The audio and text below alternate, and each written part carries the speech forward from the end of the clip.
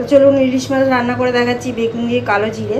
তো দেখো এইখানে আমি মাছগুলো ভালো করে নুন হলুদ মাখাবো। এখানে দুটো বেগুন নিয়েছি, বেগুনটাকে ভালো করে কেটে নেব, লঙ্কা গুঁড়ো 2 টুকরো করে নেব। তো এখানে আমি নুন হলুদ মাখাবো এখন ইলিশ মাছটাকে। এখন নুন নিয়ে নিলাম, এখানে নেবো হলুদ,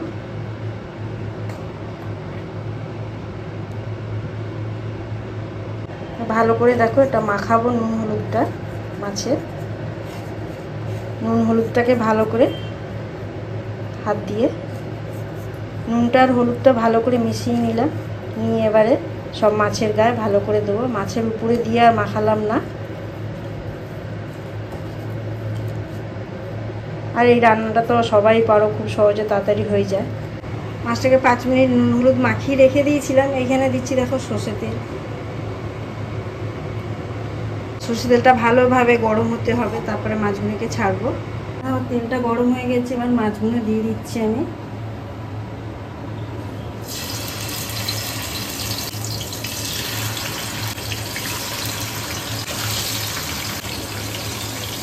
এখানে বেগুনগুলো আমি 2 টুকরো করে কেটে নিয়েছি, তাই এখানে নুন হলুদ মাখিয়ে নিচ্ছি। হলুদ দিচ্ছি দেখো, দিয়ে ভালো করে বেগুনগুলোকে মাখাবো। দেখো নুন হলুদ দিয়ে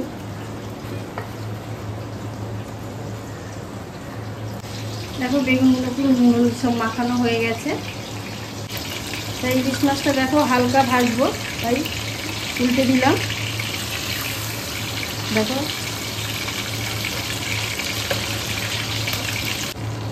মাছগুলো দেখো উল্টে পাল্টে দিয়েছি, দিয়ে ভেজে এবার তুলে নিচ্ছি।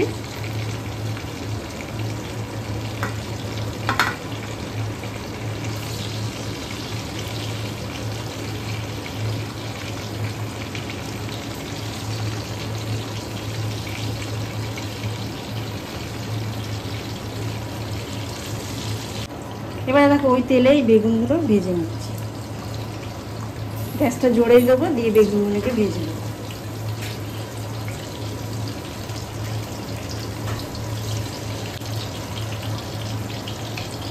বেগুনটা দেখো পুরো ভাজা হয়ে গেছে, একদম 1 পিঠ হয়ে গেছে। আর 1 পিঠ উল্টে দিচ্ছি। দেখো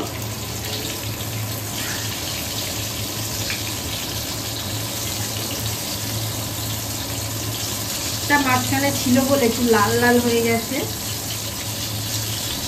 তুলে নিচ্ছি আমি।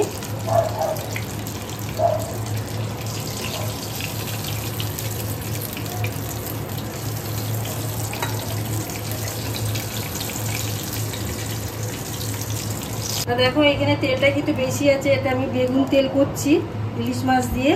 তাই এখানে আমি কালো জিরেটা দিয়ে দিচ্ছি। কাঁচা লঙ্কাগুলো দেখো 2 টুকরো করে নিয়েছি, ওগুলো দিয়ে দিচ্ছি। দেখো লঙ্কাটা পুরো একদম হয়ে গেছে। আর এখানে লঙ্কাটা ভালো করে লাল লাল না করলে দেখো জলটা নিচ্ছি, অল্প একটু হলুদ দিয়ে দিচ্ছি, অল্প একটু সর্ষে তেল দেবো। দেখো দেখো এই জলটার মধ্যে অল্প একটু নুন দিয়ে দিচ্ছি, যেহেতু বেগুনের নুন মাছের নুন আছে। সেই আটা ঢেলে দিলাম তেলে। জলটা ফুটছে, এবার আমি প্রথম বেগুনগুলোকে দিয়ে দেবো, মাছগুলো দিয়ে দিচ্ছি।